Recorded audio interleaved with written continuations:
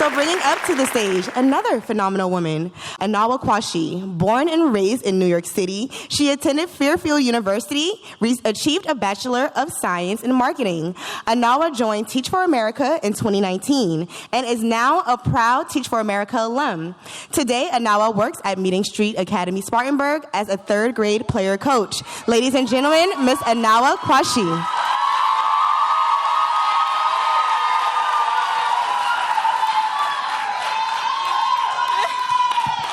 I love y'all.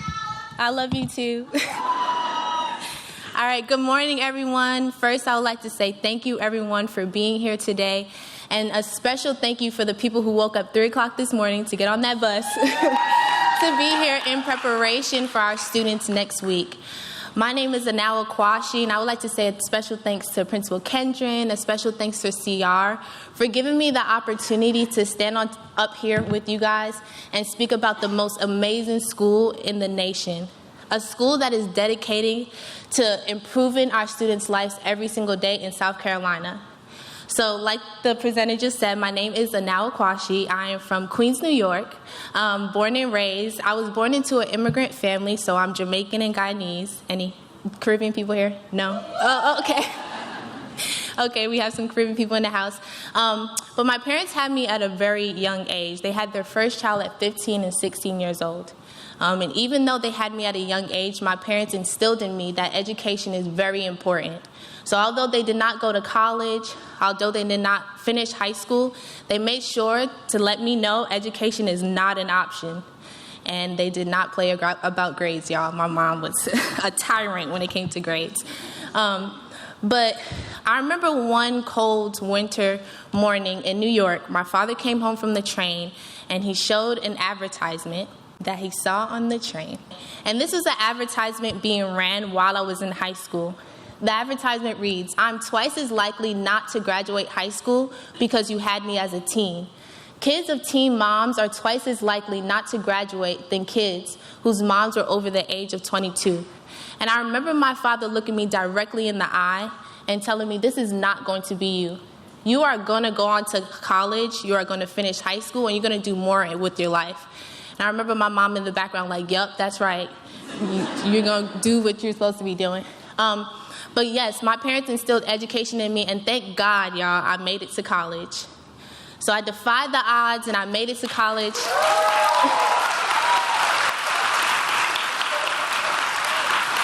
And yes, those are my parents. That's not my sister, that's my mom. I made it to college, and I made it with an academic scholarship. But guys, the road was not easy. My first semester, I almost failed out. And it was not because of the reasons that we see in the movies, not because of parties, not because they kept trying to feed me unseasoned chicken in the dining hall. And it was not because I was homesick. It was because I was not prepared academically to succeed in this arena. My gaps in my education became very evident when I got to college. And I even had a professor who told me that he could tell I came from an inner city school because of the way I wrote.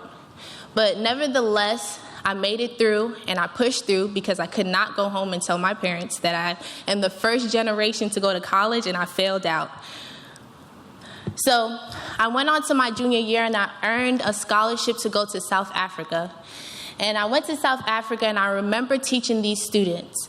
And this was my first time teaching, but I remembered a burning desire that I felt in my heart to make a change in their life for students like them and students like me. So I was going on to my senior year, and my 23-hour flight back to JFK, I was thinking, okay, it's teaching versus becoming a lawyer, because I had already set in my mind that I wanted to be a lawyer to make a lot of money for my family. And I was thinking, yeah, I'll probably still become a lawyer.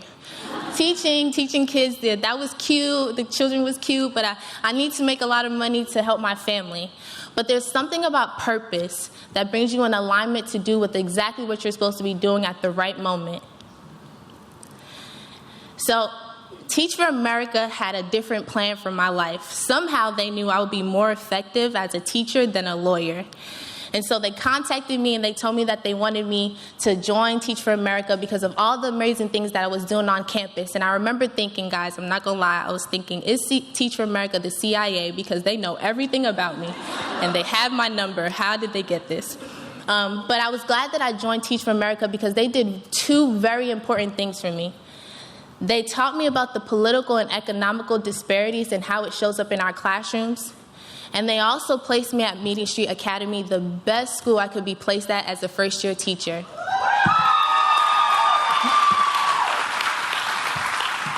I remember trying to describe my students to my family at home, and I just didn't have the words to describe these students.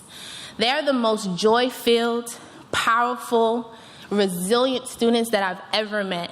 And I remember telling my first-year teacher that I wanted to learn as much as possible, to learn as much skills that I can so I could be better for my students today. I can't wait till next year. I can't afford to wait till next month. I have to be better for them today. So here at Meeting Street Academy, we believe in empowering our students and making a rigorous education that is inspirational for all students to put them on the path for success, to put young students in a placement to rewrite their future. Now, we all know that the ad, yes, yes. We all know that the ad that we saw does not ring true for our students or any students in this nation. We have the opportunity to help our students rewrite their future.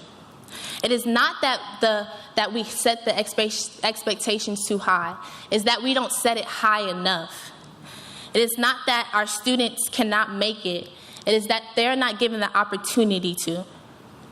Anything is possible if we are willing to fundamentally change societal's expectations and work really hard to hone our skills to be better for students, because they deserve it. I am an educator, and I am proudly telling you my story because I'm not supposed to be here. According to this ad, I was supposed to fail a long time ago. But being at Meeting Street Academy, I knew that I could help students take it to the next level because I wasn't supposed to be here, and someone helped me take it to the next level. When society puts limits on your students, do you believe them? That's when you step in as a coach and you coach your students to the next level. When your students put limitations on their minds, do you believe them? That's when you step in as player coaches, as teachers, as interventionists to move them to the next level. Society has placed limitations on our students to say that they cannot be next level generation leaders, but do you believe them? When you are preparing for your students to come next week, I want you to think about the desire that you had in your heart when you first started teaching. What pushed you to want to make a change in your students' lives? Just know that there is Anawya Quashie, there's a little Anawya walking through those doors who is waiting for someone to push her, someone to tell her that she has endless possibilities. Thank you. My name is Anawya Quashie. Have an awesome year.